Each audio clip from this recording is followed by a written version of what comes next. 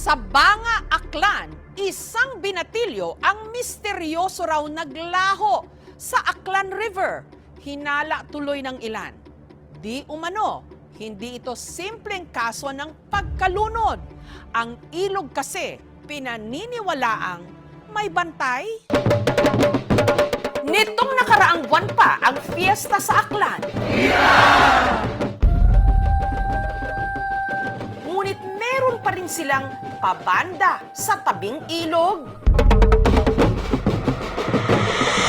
Pero hindi raw sila tumutugtog para magsaya.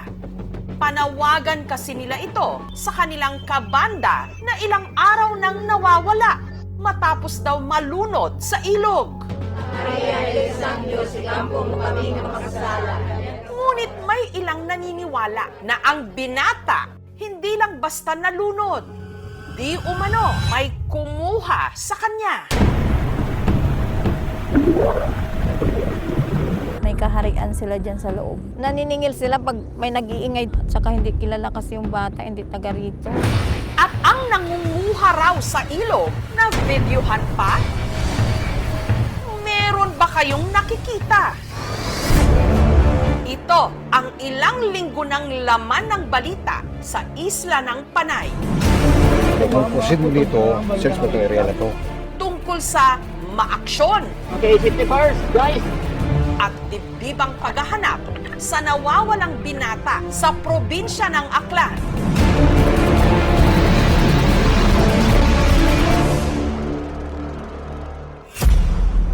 Siya ang 15 anyos na si Jorus, panganay na anak ni Rosebel. January 29 nung nagpaalam daw si Jorus sa kanyang ina. Bukas may dula-dulaan kami doon sa pulo, sabi niya. Pinagsabihan ko pa, sabi ko sa kanila, baka kung saan kayo pupunta, lumingon lang siya sa akin, tsaka ngumiti.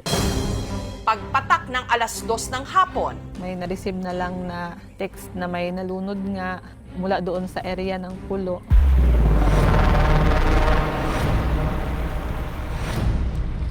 kwento ng kaklase ni Jorus na si Ken. Swimming na tayo? Nagkayayaan daw silang maligo sa ilog pagkatapos nilang mag-practice. Nangahas daw silang tumawid sa kabilang bahagi na may layong 500 meters. Kalmado lang yung ilog. Kita ka. Dun sa part ng linaw, di kami tumawid kasi alam namin na malalim. At dito kami dumaan sa may baba. Pero bumuhos ang ulan, kaya nagdesisyon silang bumalik. Yung pagtawid namin by 2, si Joros nakasakay na sa likod ni Ains. Napulikat si Ains. Tinulak ni Joros si Ains sa ilalim ng tubig para si Joros yung nasa itaas.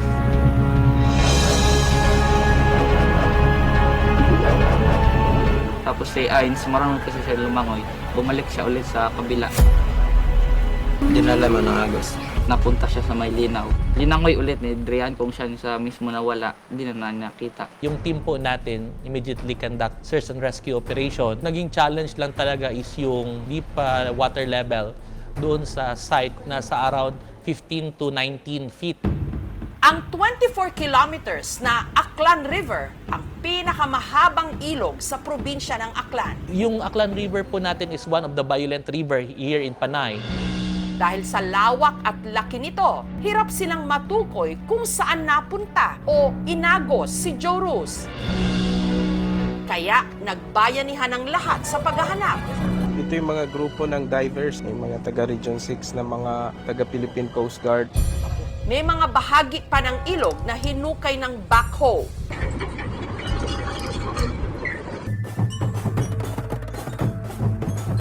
Ang ikalawang araw ng search and rescue operation, kaarawan pa man din ng tatay ni Jorus.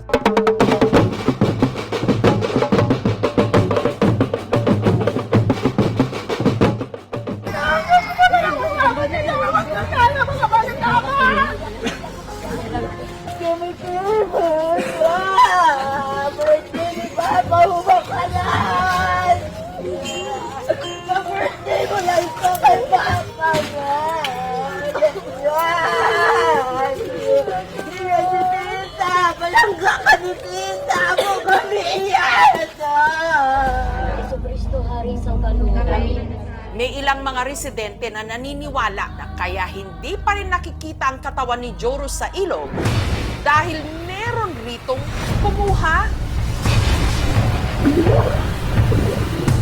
Sa bahagi kasi ng ilog kung saan nawala raw si Joros, di umano may nakatirang kakatwang nilalang. May nakatira dyan na sirena. Sa loob niyan, parang may kaharian. Katunayan, hindi raw si Joros ang una nitong biktima.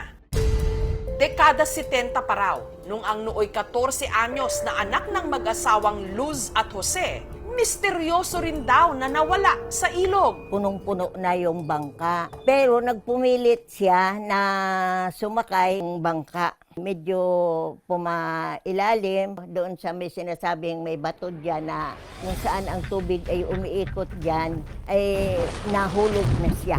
Siya lang mag-isa ang namatay doon. Ang makapagpapatunay raw na hindi kwentong bayan ang pinaniniwalaan nilang bantay ng ilog, ang lolo ni Ivan na di umano personal pang nakainkwentro ang nilalang. Nakita niya yung sirena umuupo sa bato. Nakipagkaibigan siya sa sirena na yon.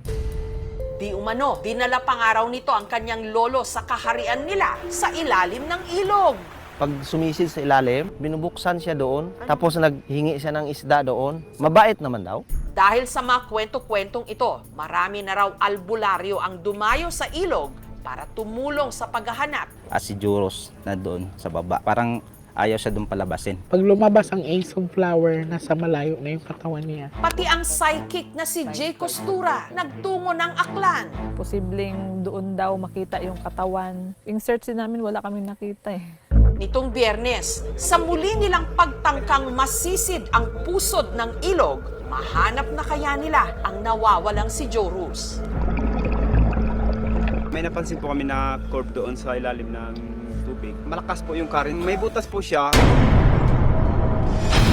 At may lumutang ding video na nakuhanan daw ang sinasabing kakatwang nilalang. Titigang mabuti.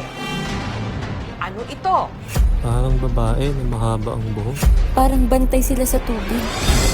Samantala, may isa pang anggulong tinitignan ang taong bayan. Baka pinatay yan, tapos nilibing nila.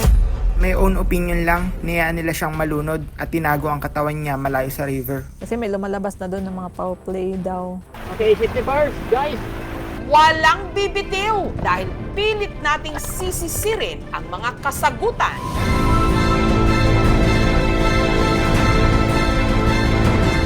Sa aming pagbabalik.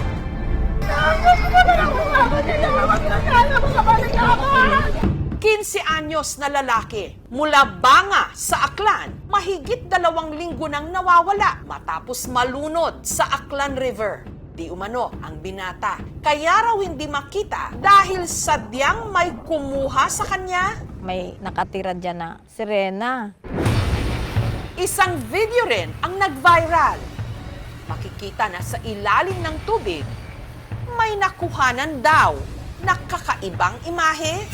Parang babae na mahaba ang buhok. Ano yung tao? Diwata ba o ano? Parang bantay sila sa tubig. Diyan ko nakuha yung video na nakitaan ng image na parang tao.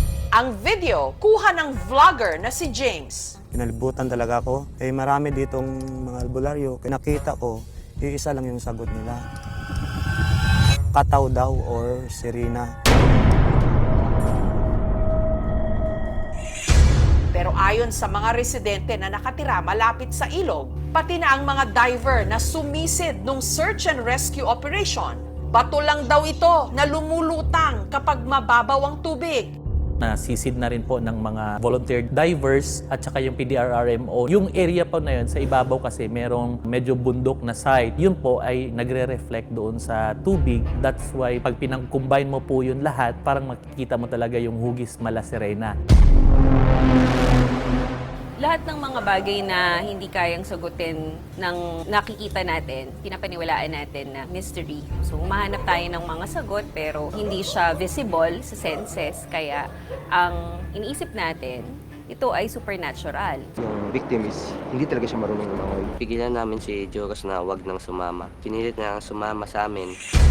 Nitong Biyernes, nagsagawa ng underwater search ang mga volunteer diver. Okay, safety first, guys!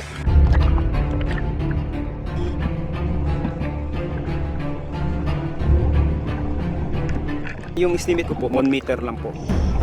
Pero hindi sa kuweba na talaga malalim. Diyan yung sinasabi nila mayroong hipo-hipo.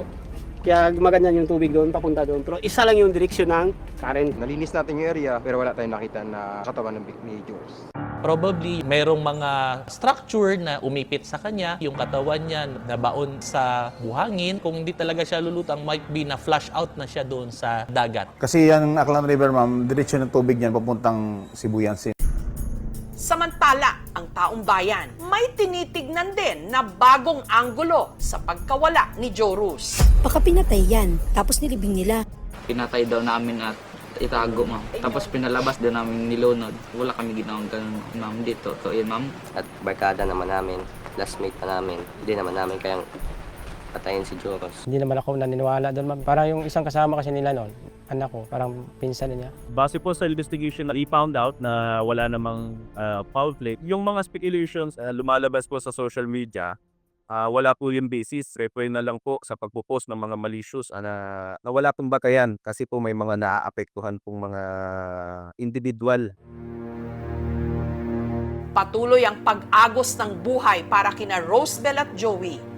Pero sa pagdaan ng mga araw na hindi pa nila nakikita si Jorus, palalim din ng palalim ang kanilang pangungulila.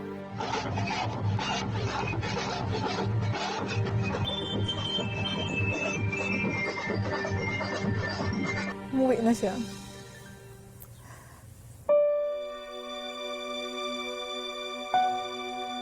Yun na lang yung pinagdadasal na makauwi lang siya dito sa amin. Kahit sabihin ko bangkay na siya o ano, tatanggapin pa rin namin siya. Yun na lang.